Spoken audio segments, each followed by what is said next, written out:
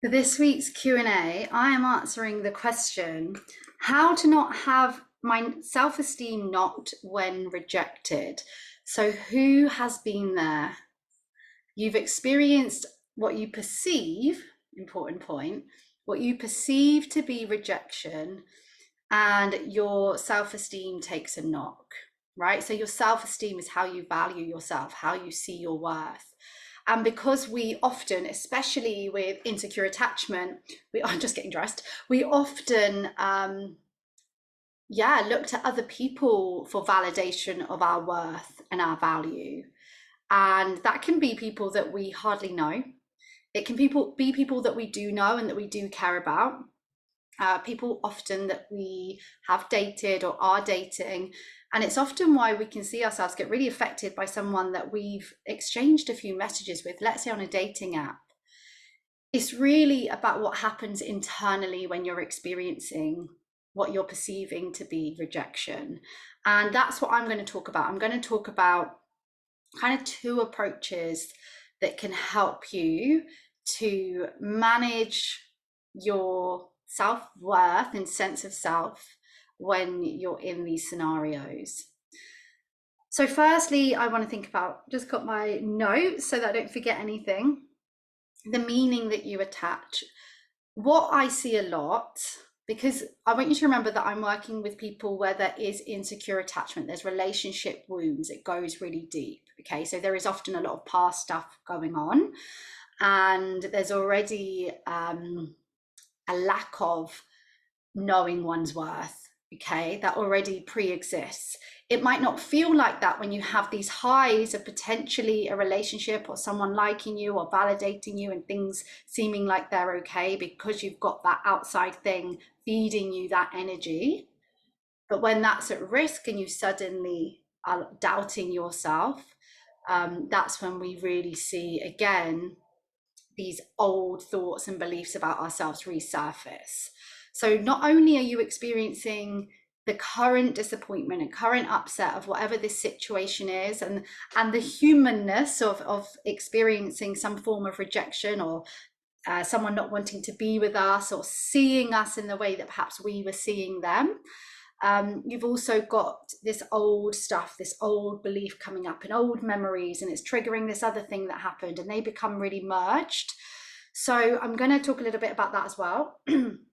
But first and foremost, it is just seeing if you can in any way in these moments when you're activated and triggered, just remember and recall that your self-worth just always is. It's always a constant.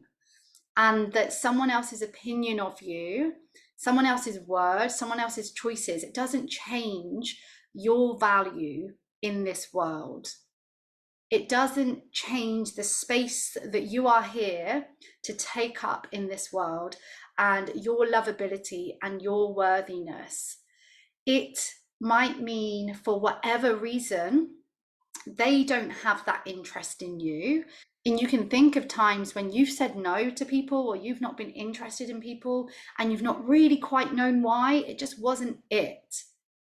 And it's unlikely that you thought, well, it's just because they're an unworthy, unlovable person and someone is way more lovable and way more worthy than them.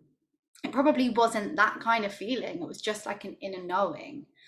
But like I say, when there's that old stuff, it brings it up. It's bringing up our beliefs about ourselves, our feelings around rejection, our experiences. And we are just using this situation as evidence of why we are not good enough and why we lack value and all of this proof and things like that. So can you open your eyes to being, I am worthy anyway, and things don't change that. Feel the disappointment, but see if you can resist the temptation to collect all the evidence that say it's about your worth.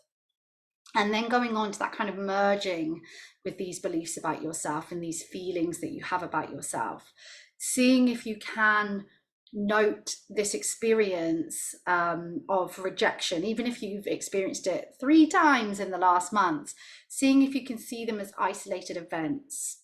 If you're someone who's dating, say for example you're on the apps, it's very likely that it can happen quite close to each other, because that's the that's the deal with apps, right? That's the deal with dating. When we put ourselves out there, yeah, we've got more chance of it kind of happening. It's like if I was to apply for 100 jobs, right? I've got more chance of getting a lot of rejections in like one go. Does that make sense? So that's definitely what I would be thinking about, considering, and really remembering for you is, oh, some dogs going, is that inner knowing of there being past stuff going on and this being an isolated event, that they don't mean the same thing. And from there, it might be that you can find that bit of resilience, find that bit of strength to say, okay, I'm still me. I know my worth. I know this is isolated, and I know that it doesn't predict my future. It doesn't have to predict my future. So that's what I encourage. That's what I hope helps. Just a few nuggets in there. Take what resonates. You can leave behind what doesn't.